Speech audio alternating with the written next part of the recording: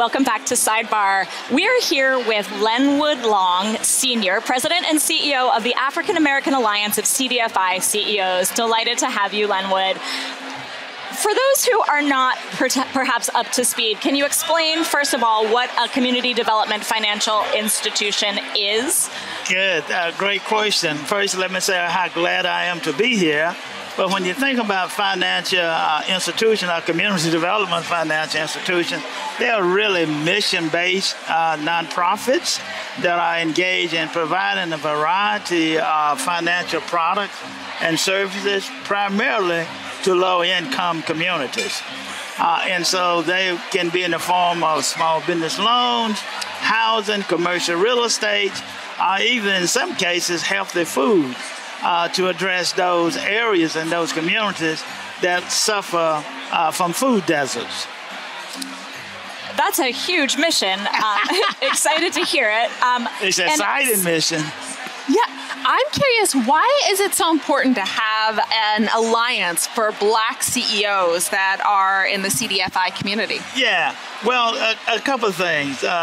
We felt that the issue around economics, balance sheets, and equities, that we felt that the African American Alliance of CDFI CEOs, representing 75 Black-led CDFIs across this nation in every state, we felt that part of this work was not only building capacity, but also addressing the racial wealth gap. And so part of our work is around to ensure that the systemic issues impacting Black-led CDFIs, that we could address it head on. Just out of curiosity, you stated the number of Black-led CDFIs. How many are there in the nation? What proportion is that? Last I checked was over 1,300 CDFIs across this nation. That's a lot of CDFIs. Yeah, wow. But doing great work across the United States and Puerto Rico. I'm curious if you could tell us some stories about your work and what you're most excited to share with the GreenFit audience. Well, I think most excited for this audience would be not only the work that we do in housing, but more importantly, the work that we've done with the Community Builders of Color Coalition. Very excited to address the Greenhouse Gas Reduction Fund, to ensure that BIPOC-led communities are not overlooked. And we are extremely excited and elated that we have 18 national BIPOC-led organizations to begin to address the environment and climate issues that have bypassed BIPOC communities. And so this is exciting for us. Can you give us an example of how some of those greenhouse gas reduction funds have been used in like a specific community, or something that we can sort of like sink our teeth into? How that works? The Greenhouse Gas Reduction Fund has not been funded yet, so we are anticipating. But in terms of examples of the things that members have been doing, they've been retrofitting houses, been doing havoc systems, and looking at ways in which they can make this economy greener, as well as communities safer. Because many times when we think about the greenhouse gas, climate, and environment, we think about the economy, right? But for low-income communities, it's also a health portion to that.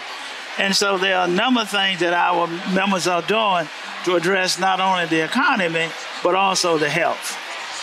Yeah. I'm curious if you can give us some examples about your work in housing.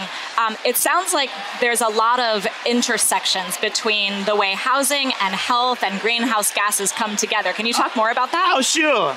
Well, so some of our work in housing has been mostly around affordable housing, ranging from retrofitting to rehabilitation to new homes for first-time home buyers. But more importantly, making sure that those homes are energy efficient, that they meet all the standards that would qualify. But more importantly, when you begin to think about individuals who are needing homes in low and moderate income communities, that you have organizations like CDFIs working to help and to assure that if down payment assistance, for example, is lacking, that they have resources to do that. It's really exciting work, and we're so glad to have you. We've been talking to Lenwood Long, who is the president and CEO of the African American Alliance of CDFI CEOs. Thank you so much, Lenwood. Thank you. Enjoyed it.